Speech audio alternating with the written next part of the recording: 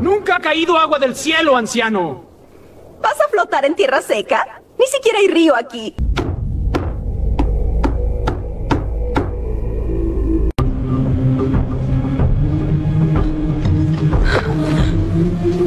¿Qué está pasando? Nunca vi a los leones caminar junto a los ciervos. ¿Será que el viejo tenía razón?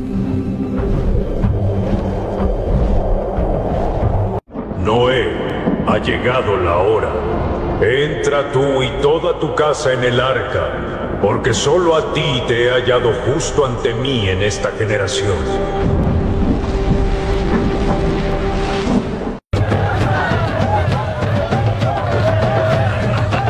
¿Y el viejo Noé? Hace días que no lo vemos. ¡Hace 7 días se encerró en el barco con su familia!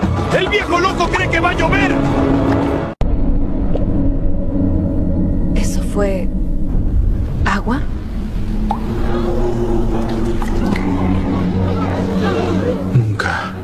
Nunca ha llovido antes. Oh my god. You're lying. Oh my gosh. Like... Wow. I'm so gay. So, oh my gosh, nakakabuisit, diba? Ang hirap mag-ipon pang mababa ang sweldo. Gusto ko pumunta ng Boracay para mag-swimming, ikutin ng Philippines. So, kung mamamatay na ako sa Pilipinas, hindi ko pa naiikot. Hindi nga na ako makalabas ng ibang bansa. Hindi ko pa magawa sa Philippines. It's something bullshit, right? And over me face this country, the politics war, and over the tax money. Hindi ko maikot-ikot ang Pilipinas dahil ayaw nila ibigay.